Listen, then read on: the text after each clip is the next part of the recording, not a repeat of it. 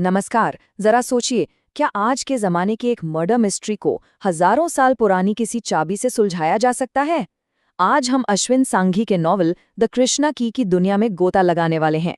एक ऐसा थ्रिलर जहां इतिहास के पन्ने और खून के धब्बे मिलकर एक ही कहानी कहते हैं। चलिए इस रहस्य को परत दर परत खोलते हैं। तो कहानी शुरू होती है एक बेहद क्रूर और रहस्यमयी हत्या से। देखिए, ये कोई मामूली क्राइम सीन नहीं है। मर्डर की जगह पर छोड़े गए ये निशान और खून से लिखा हुआ वो श्लोक, ये सब एक ऐसी पहेली की तरफ इशारा कर रहे हैं जिसे सुलझाने के लिए सिर्फ फोरेंसिक साइंस ही नहीं बल्कि इतिहास की गहरी समझ भी चाहिए।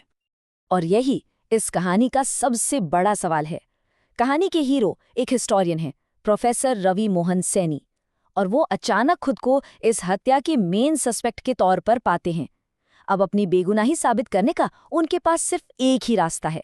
उन्हें एक ऐसे प्राचीन रहस्य को सुलझाना होगा जो इतिहास के पन्नों में कहीं गुम हो चुका है। तो इन्वेस्टिगेशन का पहला सुराग हमें इतिहास की उन गहराइयों में ले जाता है जो हमारी अब तक की सारी समझ को चैलेंज कर सकता है। क्या हम वाकई अपने अतीत को उतना जानते हैं जितना हम सोचते हैं? नॉवल में प्रोफेसर सैनी 3 अलग-अलग तरीकों को एक साथ जोड़कर एक चौंकाने वाला दावा करते हैं। वो तारों की पोजीशन यानी एस्ट्रोनॉमिकल डेटा, मेगास्थनीज जैसे ग्रीक हिस्टोरियंस के रिकॉर्ड्स और सूर्य सिद्धांत जैसे पुराने भारतीय ग्रंथों का इस्तेमाल करते हैं। और इन सब के आधार पर वो ये साबित करने की कोशिश करते हैं कि महाभारत का युद्ध हमारी सोच से कहीं ज्यादा पहले हुआ था। और यहाँ देखिए कि ये अंतर कितना बड़ा है। जो तारीख हम आम तौर पर मानते हैं और जो नोवेल में बताई गई है, उसके बीच करीब 1500 साल का फासला है। ये सिर्फ तारीखों का फेरबदल नहीं है, ये तो भारतीय सभ्यता के पूरे इतिहास को फिर से लिखने जैसा है। और ये पहला सुराग सिर्फ टाइम के बारे में नहीं है, बल्कि जगह के बारे में भी है। ये नक्शा दिखाता है कि महाभारत में जिन राज्यों का जिक्र है, वे असल में हमारे भूगोल का हिस्सा थे। ये चीज कहानी को सिर्फ एक पौराणिक कथा से निकालकर एक संभावित ऐतिहासिक हकीकत में बदल देती है। अब आते हैं दूसरे सुराग पर, और यहाँ से रहस्य थोड़ा मैथमेटिकल हो जाता है। एक खास नंबर है जो बार बार सामने आने लगता है, मानो यूनिवर्स खुद कोई कोड भेज रहा हो। वो संख्या है 108। नॉवल के हिसाब से ये सिर्फ एक नंबर नहीं है, ये एक कॉस्मिक कोड है, एक डिवाइन फॉर्मूला जो प्राचीन ज्ञान के हर पहलू में छिपा है, ज्योमेट्री से लेकर ज्योग्राफी और आध्यात्मिकता तक। आखिर क्या खास है इस नंबर में? देखिए, इसकी शुरुआत होती है मैथ्स के एक बहुत ही बेसिक सिद्धांत से। एक रेगुलर पेंटागन यानी पंचभुज का हर अंदरूनी एंगल ठीक 108 डिग्री का होता है। ये एक सिंपल सा मैथमेटिकल फैक्ट है, लेकिन कहानी के लिए ये इस रहस्यमयी नंबर के यूनिवर्सल होने का पहला सबूत है। फिर कहानी इसी मैथमेटिकल पैटर्न को एक पवित्र प्राकृतिक जगह से जोड़ती है।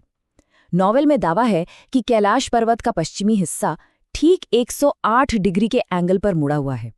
सोचिए, जो नंबर मैथ्स की किताबों में है, वही प्रकृति के सबसे पवित्र स्थानों में से एक में भी मौजूद है। नॉवेल इस नंबर को एक गहरा आध्यात्मिक मतलब भी देता है। इसके अनुसार अंक 1 ब्रह्मांड की शुरुआत यानी सिंगुलैरिटी का प्रतीक है।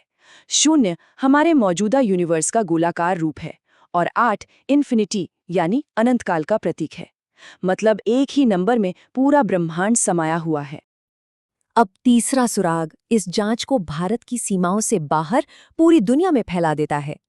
कहानी एक बहुत ही बड़ी और कह सकते हैं कि विवादास्पद थ्योरी सामने रखती है कि कैसे प्राचीन भारत की एक घटना ने दुनिया भर की महान सभ्यताओं की नींव रखी हो सकती है। इस थ्योरी की जड़ में है सरस्वती नदी का सूखना। कहानी के मुताबिक इस प्राकृतिक आपदा ने वैदिक सभ्यता के लोगों को अपनी जमीन छोड़कर दुनिया के अलग अलग कोनों में जाने पर मजबूर कर दिया, और जाहिर है वो अपने साथ अपनी संस्कृति और अपना ज्ञान भी ले गए। इस ग्लोबल माइग्रेशन के सबूत के तौर पर नॉवल स्वस्तिक जैसे सिंबल्स का जिक्र करता है। ये दिखाता है कि कैसे एक ही प्रतीक अलग अलग रूपों में दुनिया भर की संस्कृतियों में मिलता है, जो शायद इस बात का संकेत है कि वो सब कहीं न कहीं एक ही सोर्स से जुड़े हुए हैं। और यहाँ नॉवेल कुछ सच में हैरान कर देने वाले दावे करता है। ये बताता है कि कैसे सुमेरिया के असुर, मिस्र के पिरामिडों का डिजाइन और यहाँ तक कि इस्लाम में काबा से जुड़ी कुछ परंपराओं की जड़ें भी उसी एक प्राचीन भारतीय माइग्रेशन से जुड़ी हो सकती हैं। ये एक ऐसा आइडिया है जो हमारे पढ़े लिखे इतिहास को पूरी तरह से हिला के रख सकता है। और अब हम कहानी के आखिरी पड़ाव पर पहुंचते हैं, जहां सारे सुराग एक साथ आकर जुड़ जाते हैं। अब प्रोफेसर सैनी को न सिर्फ हत्या की गुत्थी सुलझानी है, बल्कि उस फाइनल कोड को भी तोड़ना है, जो हजारों साल के इतिहास का सबसे बड़ा राज खोलेगा। ये है वो आखिरी रहस्यमय पहेली जो मारे गए हिस्टोरियन ने पीछे छोड़ी थी। ये शब्दों और नंबरों का एक ऐसा जाल है जिसमें सबसे बड़ा राज छिपा है, 894। अब प्रोफेसर सैनी को अपनी जान बचाने के लिए बस इसी एक सवाल का जवाब ढूंढना है। आखिर 894 का मतलब क्या है और ये उस जगह की ओर कैसे इशारा करता है जहां आखिरी राज छिपा है? और जवाब हैरान कर देने वाला है। पहेली किसी प्राचीन मंदिर की ओर नहीं, बल्कि दुनिया के अजूबे ताजमहल की ओर इशारा कर रही थी। देखिए कैसे। नारियल और कमल का मतलब है गुंबद के ऊपर बना कलश, नदी के किनारे का मतलब यमुना का तट, और रचना और विनाश का मिलन का मतलब है हिंदू और मुस्लिम आर्किटेक्चर का वो अद्भुत संगम। सारे सुराग एकदम परफेक्ट बैठते हैं। और आखिर में 894 का रहस्य भी खुल जाता है। ये कोई कॉम्प्लेक्स इक्वेशन नहीं है, बल्कि दो शक्तिशाली नंबरों का एक सिंपल लेकिन बहुत गहरा जोड़ है। ये कोड असल में कल्चरल और रिलीजियस हार्मनी का एक बहुत पावरफुल सिंबल है। नॉवल के अनुसार 108 हिंदू धर्म की एक पवित्र संख्या है और 786 इस्लाम की, जो बिस्मिल्लाह का एक संख्यात्मक रूप है। और इन दोनों का जोड़ 894 ताजमहल के रूप में दो महान संस्कृतियों के मिलन का प्रतीक बन जाता है। और आखिर में यह कहानी हमें एक बड़े सवाल के साथ छोड़ जाती है।